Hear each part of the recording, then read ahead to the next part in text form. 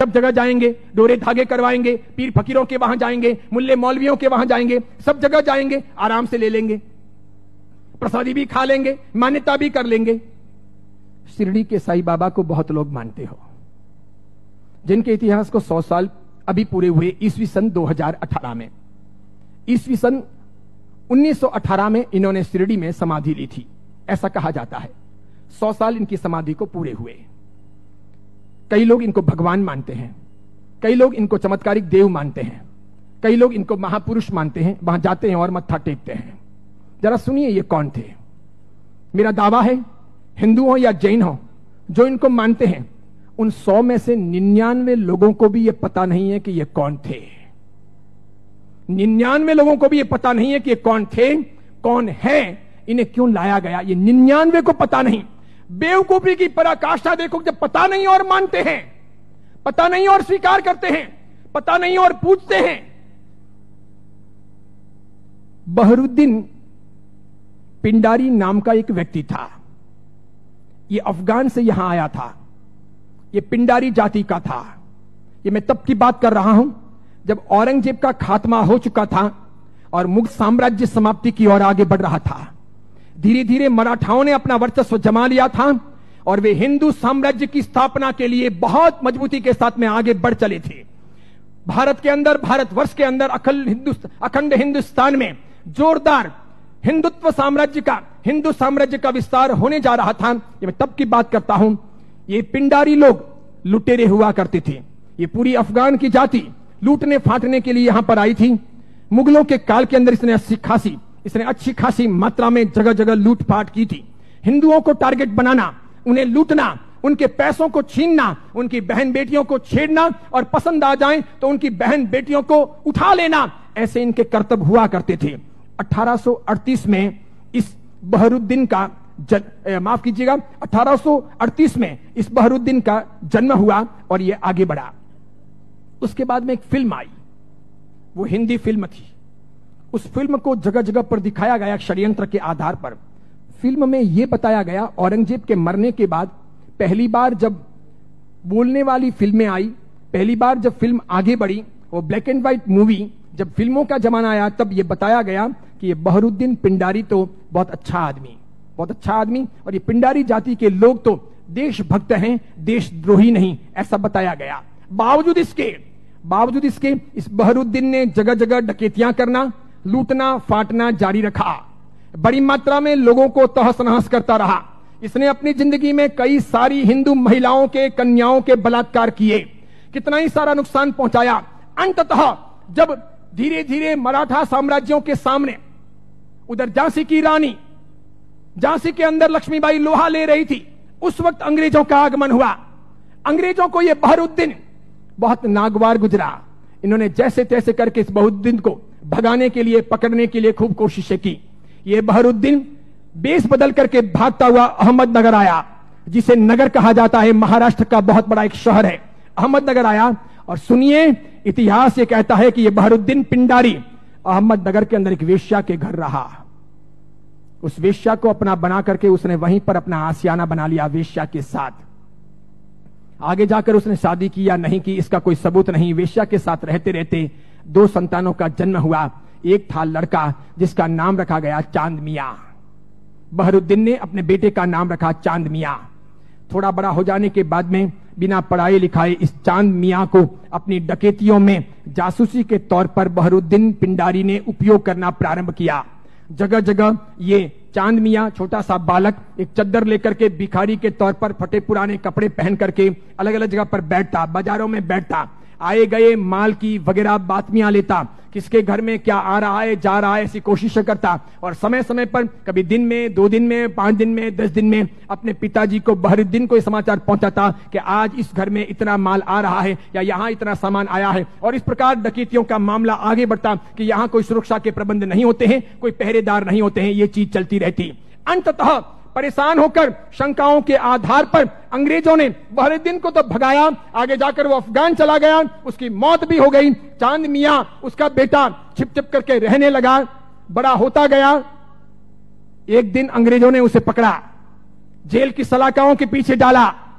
8 साल तक ये चांद मियां जेल में रहा, अंततः यह छूटा। मराठा ताकत के साथ में अंग्रेजों का मुकाबला कर रहे थे। झांसी की रानी भी किसी भी हालत में अंग्रेजों को घुसने नहीं दे रही थी।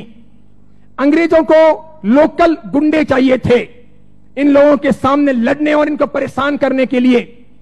चांद मियां ने पैसे लेकर के झांसी की रानी के खिलाफ में अंग्रेजों के पक्ष में गुंडों को इकट्ठा करने और लड़वाने और मगजमारी करने के लिए तैयारी दिखाई। अंग्रेजों ने अच्छे खासे मोटे पैसे चांद मियां को दिए। ये चांद मियां महाराष्ट्र से ठेठ झांसी गया।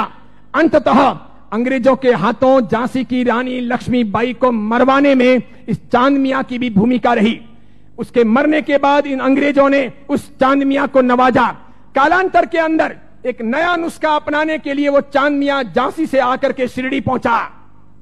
वहां सुलेमानी मुसलमानों के साथ में उसकी पहचान हुई। मूल अफगानी पिंडारी जाति का ये चांद मियां बहरुद्दीन का बेटा वहां जाने के बाद में सुलेमानों के साथ में परिचय में आकर के सुलेमानों के लिए काम करने लगा। मुसलमानों की ये सुलेमानी जाति षड्यंत्र पूर्वक हिंदुओं और मुसलमानों के बीच के भेद मिटाने और धीरे धीरे इस्लाम का भीतर से प्रसार प्रचार करने का कामकाज संभालती थी। ये स्लो पॉइजन देकर के धीरे धीरे लोगों को मुसलमान बनने के लिए अलग अलग तौर तरीकों से कब्रों पर ले जाने या फिर अलग अलग दरगाहों पर ले जाने, उन्हें बदलने, उन्हें चमत्कार दिखाने के तौर पर परिवर्तित करने का काम करती थी। उनको ये चांद मियां मिल गया। वहां इसके लिए एक मस्जिद बनाई गई। मस्जिद का नाम हिंदू रखा गया, इस्लाम की मस्जिद नहीं रखी गई। लोगों को भ्रमित करने के लिए मस्जिद का नाम इस्लाम नहीं रखा गया, मस्जिद का नाम हिंदू के तौर पर रखा गया।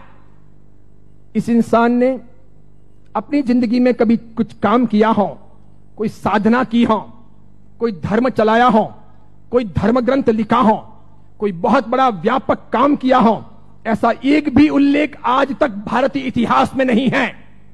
सुनिएगा, यही चांद मियां सुलेमानों के परिचय में रहने के बाद धर्म परिवर्तन करवाने, चमत्कारों के आधार पर लोगों को भरमाने के लिए साई बाबा बनाए गए। इसी चांद मियां का नाम आगे हुआ साई। किसने नाम दिया? सुलेमानों ने। उसके लिए एक मस्जिद बनाई गई। बाद में वो हिंदुओं और मुसलमानों के बीच में सामंजस्य स्थापित करने के लिए फरिश्ते के तौर पर प्रस्तुत किया गया। देखिए आप एक मजे की बात, ईस्वी सन 1918 में इसने समाधि ली। उसके पहले फिल्में जब आती थी तब हिंदुओं और मुसलमानों के बीच का बहुत बड़ा भेद था, बहुत भेद। हिंदू मुसलमानों को पसंद नहीं करते थे भारत में, और मुसलमान हिंदुओं को पसंद नहीं करते थे। मुसलमानों को ईश्वर के नाम से बहुत एलर्जी थी, हिंदुओं को अल्लाह के नाम से बहुत एलर्जी थी। अगर आप थोड़े बहुत भी अपने प्राचीन काल में जाएं, मेरे जमाने के आसपास पहुंचे, ईस्वी सन 60 और 70 के दशक में पहुंचे, ईस्वी सन 1960 1970, और तब के जमाने में जितनी फिल्में आई तो फिल्मों में कहीं ना कहीं अल्लाह लाने पड़ते थे या फिर ईश्वर लाने पड़ते थे। बिना उनके काम चलता नहीं था। इन फिल्मों के आधार पर ही फिल्में हिट होती थी, फिल्में चलती थी। उस समय मात्र लटके मटके लेना, कमर को नचाना, ठुमके लेना और उससे फिल्म चल जाएगी, ऐसा होता नहीं था। उस जमाने का जमाना ऐसा था नहीं कि आज की हीरोइनें चल जाएं, थोड़े बहुत लटके मटके लें और फिल्म रातों रात कम कपड़ों के आधार पर फेमस हो जाए, ऐसा था नहीं। उस जमाने का कल्चर ऐसा था कि कहीं ना कहीं रिलीजियन, धर्म बीच में लाना पड़े। अल्लाह लाओ तो हिंदू नहीं देखेंगे, ईश्वर लाओ तो मुसलमान ऐतराज करेंगे। और देखो मजे की बात, अधिकांश प्रोड्यूसर मुसलमान थे। अधिकांश पाकिस्तान से, सिंध से, पंजाब से और कश्मीर से आए हुए हीरो और हीरोइन ये भी मुसलमान थे। लेकिन नौबत ये थी कि ये मुसलमान हिंदुस्तान के बाजार में अपने असली नाम से चल नहीं सकते, और इसीलिए दिलीप कुमार मुसलमान, उसको अपना नाम बदलना पड़ा। मीना कुमारी मुसलमान, उसको अपना नाम बदलना पड़ा। सुरैया देवानंद से शादी करना चाहती थी, लेकिन मुसलमान होने के नाते स्वीकार नहीं किया गया। पिता ने अनुमति नहीं दी कि हिंदू के साथ शादी नहीं हो सकती, उसे भी अपने नाम बदलने पड़े। 15-20 से अधिक ऐसे हीरो हीरोइन हैं 1960, 1970 और 1980 के दशक के, 1960, 1970 और 1980 के दशक के जिन मुसलमानों को मार्केट में चलने के लिए, स्ट्रेटजी बनाने के लिए अपने नाम बदलने पड़े। वो मुसलमान थे, उनको हिंदू दिखावा करना पड़ा। इधर देखो, जावेद अख्तर हो, सलीम खान हो, नौशाद हो और महमूद खान हो, ये सभी ऐसे प्रोड्यूसर थे जो जन्म से मुसलमान थे, इरादे से मुसलमान थे, हैं भी। इसके सिवाय अन्य अन्य आए और इन लोगों को अपनी फिल्में चलानी थी। इन लोगों ने एक तौर तरीका चलाया कि मुसलमान होने के नाते हिंदुत्व का समर्थन कर नहीं सकते और हिंदू देवी देवताओं को अपने को भ्रष्ट बताना है।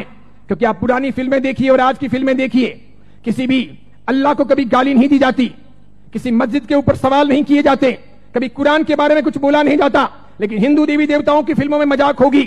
किसी भी हिंदू देवी देवता को मानने वाले पंडित पुजारी को भ्रष्टाचारी, नालायक, रैप करने वाला बताया जाएगा। लेकिन किसी पादरी को, किसी भी मौलवी को रैप करने वाला या भ्रष्ट काम करने वाला नहीं बताया जाएगा। ये सब योजनाएं थी, वो मुसलमान प्रोड्यूसरों ने आगे बढ़ाई।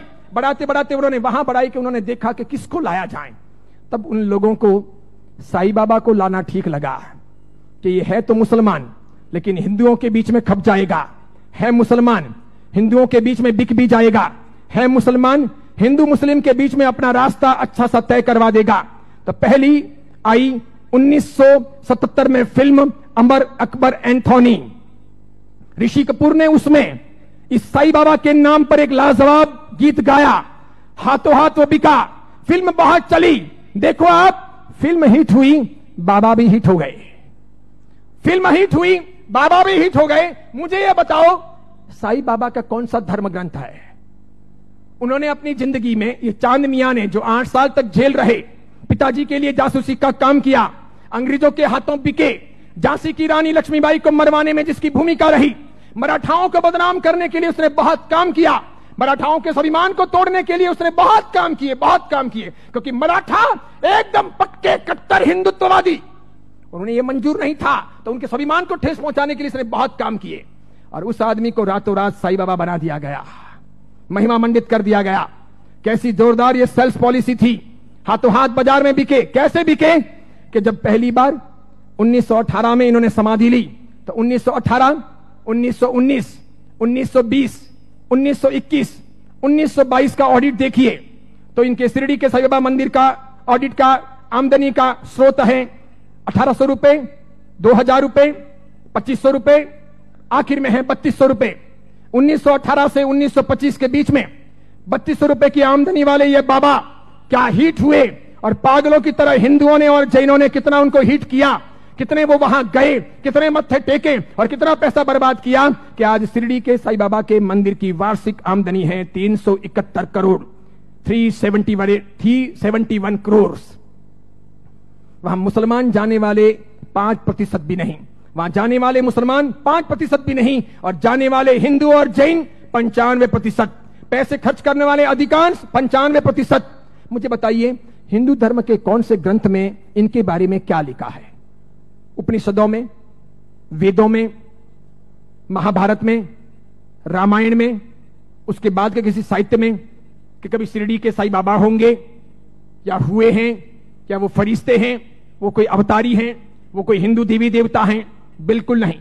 लेकिन हिंदू धर्म को भ्रष्ट करने, उनको बहलाने फुसलाने के लिए काम किया गया और ये सफल हो गया, सफल हो गया। हाथों हाथ ये बिक गए। आज तो देखिए, आज हिंदुस्तान के अधिकांश हिंदू मंदिरों में हिंदुओं के देवी देवता छोटे हो गए हैं, साईं बाबा बड़े हो गए हैं। हिंदुओं के देवी देवता साइड में हो गए हैं, साईं बाबा प्रमुख हो गए हैं। हिंदुओं के देवी देवता कम कमाऊ हो गए हैं, साईं बाबा अधिक कमाऊ हो गए हैं। जिसको भी अपनी दुकानदारी चलानी हो और भगवानों के नाम पर, देवी देवताओं के नाम पर पैसा कमाना हो, साईं बाबा की मूर्ति ला दो। आप भी प्रयोग कर सकते हो। दुकान बराबर नहीं चलती हो तो दुकान के बाहर बिठा दो, धनाधन उसका गल्ला अच्छा चलेगा, आपकी दुकान के गल्ले से भी अच्छा। बस ऐसी बात हो गई। चमत्कारों के तौर पर मुझे बताइए कि उन्होंने क्या किया, उनसे क्या हुआ। बताइए कि शिरडी जाने वाले सभी लोग अमीर हुए, सभी की गरीबी दूर हो गई, सब लखपति करोड़पति हुए, अरबपति हुए? क्या सभी के दुख दूर हो गए? जो जो वहां गए और हर साल जाते हैं, क्या वो बीमार नहीं पड़ते? क्या उनके घर में बाल बच्चे बराबर पैदा होते हैं, वे वांझिए नहीं रहते? क्या उनके वहां पर किसी का एक्सीडेंट नहीं होता, दुर्घटना नहीं होती? क्या शिरडी जाते हैं और मानते हैं उनके सब ख्वाब पूरे होते हैं? बताइए मुझे।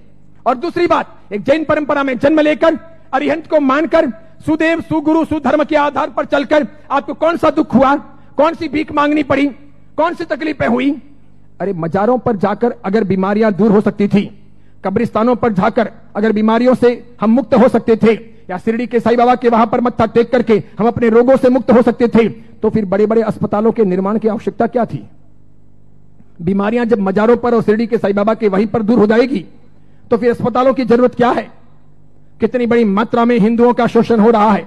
देखना आप, आने वाले कुछ समय के बाद हिंदू धर्म दो भागों में बंट रहा है। आज मैं उद्घोषणा कर रहा हूं, यह बहुत बड़ी भविष्यवाणी है। इन दोनों के बीच में गहरा संघर्ष चलेगा और इन दोनों के बंटवारे में, इन दोनों की लड़ाइयों में दूसरे धर्म के लोग हावी हो जाएंगे। वे अपना रास्ता तय कर लेंगे और इस प्रकार उनका षड्यंत्र सफल हो जाएगा। आगे जाकर के अब दो प्रकार के हिंदू आपको देखने को मिलेंगे। हिंदू धर्म दो भागों में बंटेगा, एक साई भक्त हिंदू, दूसरे सनातनी हिंदू।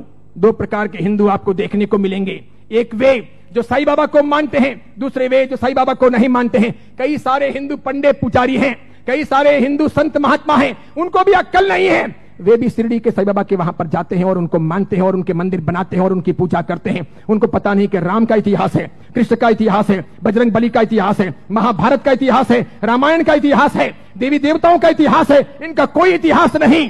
ये हिंदू नहीं, ये साधक नहीं। जैन साधु साध्वी भी शिरडी जाते हैं तो यदा कदा दर्शन करने के लिए वहां चले जाते हैं और कर्म फोड़ के चले आते हैं। कितने बेशर्म होते हैं ऐसे जैन साधु साध्वी। क्यों उन्होंने पंच महाव्रत लिए हैं? क्यों उन्होंने सफेद कपड़े पहने हैं? मैंने कितने ही अलग अलग अपने संप्रदायों के जैन साधु साध्वियों को यात्रा के दौरान शिरडी जाते हुए देखा। वहां जैन मंदिर भी है, उपाश्रय भी है, स्थानक भी है, और उसके बाद में कभी न कभी वहां के श्रावकों को कहकर या अपने चेले चपाटियों को साथ में लेकर वे शिरडी के साईं बाबा के मंदिर में दरबार में चले जाते हैं। जिस इंसान ने बलात्कार किया हो, डकैतियां की हो, चीना झपटी की हो, जिसने झांसी की रानी को मरवाया हो, जिसने हिंदुत्व का नाश किया हो, जिसका ऐसा कामकाज रहा हो, उसको रातों रात फरिश्ता बनाया गया हो और उसे हम पूजे। ये कौन से देवी देवता हुए? ये कौन सा चमत्कार हुआ? ये क्या क्या साधना के उच्चतम बिंदु हुए? बताइए, आदर्श कहां है? नैतिकता कहां है? योग्यता कहां है? बहुत सारे लोग ख्वाजा मोइनुद्दीन चिश्ती की दरगाह पर जाते हैं,